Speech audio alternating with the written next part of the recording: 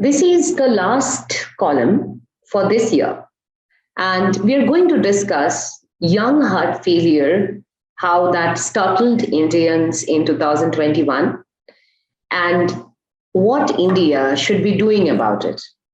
Is it only the young generation's fault that they are not eating healthy or they are not physically active enough, or there's a huge gap in nutrition education on the statistics of prevalence, what to eat, what not to eat, what are the policies that is being done and implemented in this regard. So, in mid 2021, my social media accounts flooded with direct messages and tagging right after popular Indian actors succumbed to sudden heart failure. People were reacting, how can he die from heart attack at 40? He was so fit and regular at gym. Looking at him, I'm sure he was not having an unhealthy diet. Heart diseases are perceived as diseases of old age. Young adults do not worry about risk of dying from heart attack. It is rare for my young clients to express concern over critical heart conditions. While the young lot is more concerned with losing weight quickly, which is a smart thing to do, but they often opt for a trendy, crash diet that lacks essential nutrients. The word diet has become a synonym for exclusion rather than inclusion. Awareness on non communicable diseases is scarce. What surprises me is the fact that many Indians are unaware that the prevalence of heart failures in young adults is common, significantly higher, killing lakhs of young people every year, and the incidence rate is rising. WHO has already revealed that India accounts for one-fifth of all NCD related deaths, that is, non communicable disease related deaths worldwide, and most of these deaths are from the younger population. The Global Burden of Disease study stated cardiovascular diseases is 272 per 1 lakh population in India, which is significantly higher than the global average of 235. In 2017, 2.63 million Indians died from cardiovascular diseases, which was the leading cause of death in the country as well. But how many Indians are familiar with these statistics? Do they even know these figures? Nutrition policies that are intended to reduce the prevalence of non communicable diseases lack systematic awareness programs to inform the public on the prevalence of NCDs and disease outcome. So, before even the younger population or the general population try to adopt a healthy lifestyle, they don't know the disease burden or the problem spectrum. So there is lack of communication when it comes to handling non-communicable diseases with effective nutrition communication. Most Indian even lacks basic nutrition education. A combination of risk factors such as age, gender, ethnicity, smoking habit, diet, lack of physical activity, cholesterol, high blood pressure, diabetes, depression are responsible for cardiovascular diseases. Some of these risk factors, such as gene or ethnicity, is not in our control, but what we eat, how much we move, how is our mental health, are modifiable risk factors with right choice of lifestyle. Indian diet is cereal based, includes more carbohydrates, less protein, and lacks essential micronutrients. Intake of white food, which I have written a piece, in this year itself, where we talked about how refined flour, white sugar, white salt, potato has increased by manifold in recent years, making Indians more vulnerable to serious metabolic syndromes like diabetes type 2, cardiovascular diseases, obesity, and hypertension. As a result of global nutrition transition, that is, westernization of diet, young Indians are now hooked to ultra processed foods like instant noodles, chips, pizza, burger, fried chicken, pastry, cake, chocolate, etc. Junk foods are cheap. Across globe, they are sold in a very less amount. But the real cost of eating junk foods is not communicated to the general population. Food labels do not provide nutritional information or warnings. A nutritional score for packaged Indian food has yet to be developed. We don't have a Nutri score system to say that this food is good for our health, this is not healthy, the scoring is A, B, C, D, or traffic light system. Nothing is there. So, can we really blame the youth for not eating healthy?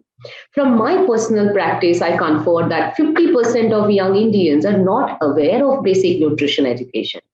They don't know what is carbs, what is protein, what is defined carbohydrate, what are the healthy fats. Consequently, the importance of eating optimum protein, dietary fiber, green vegetables is highly overlooked. Moreover, healthy foods are lost behind the dazzling advertisement of soft drinks, billboards promoting fast foods, and celebrity endorsement. Personalized diet and nutrition policies together can combat this problem. There's a huge knowledge gap on the association between diet and cardiovascular diseases.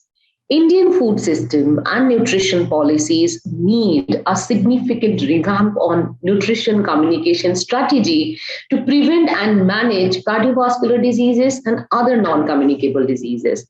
However, policy modification isn't enough. Educating the public about the benefits of lifestyle modifications and nutrition is crucial.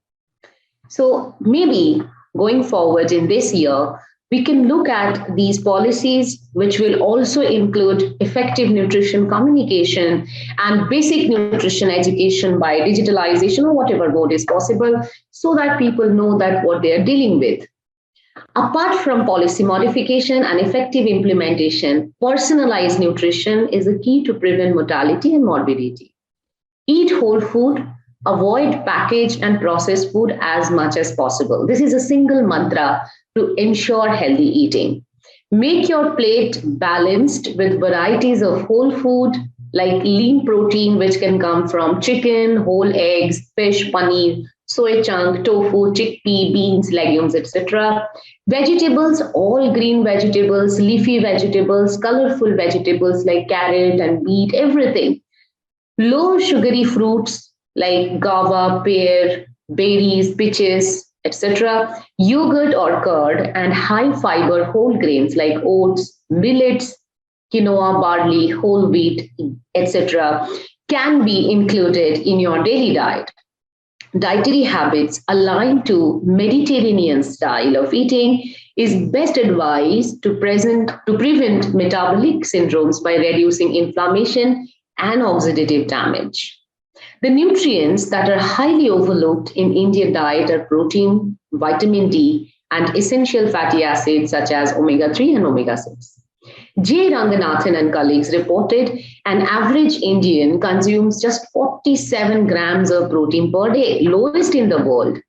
Mediterranean and dietary approach to stop hypertension diets focus on eating more fruits, vegetables, whole grains, low fat dairy, lean protein, nuts, and seeds that are found to be effective in lowering high blood pressure, high cholesterol level, and elevated risk of cardiovascular diseases. And trust me, all these diets can be modified according to the Indian need. You just need to know what are the food groups that are being used, and you just need to go to a nutritionist to plan your diet.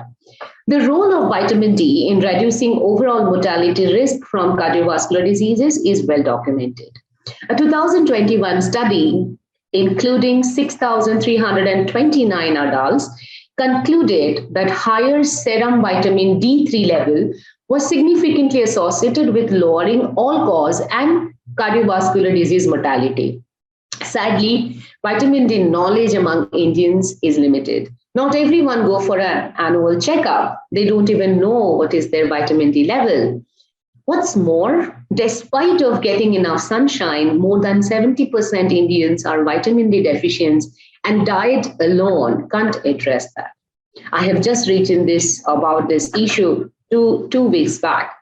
Now, as India began to produce more vitamin D fortified foods, the question is, how many of us know about them and have access to them? Do we know what are the brands that are being fortified with vitamin D? I'm not sure that how many of us really know that. So, in conclusion, I can say a variety of nutritious foods are produced in India that promote overall health, including heart health. Lack of nutrition education regarding healthy dietary practices among young Indians, however, cannot be ignored as a potential factor for increased incidence of metabolic syndromes, including heart attacks.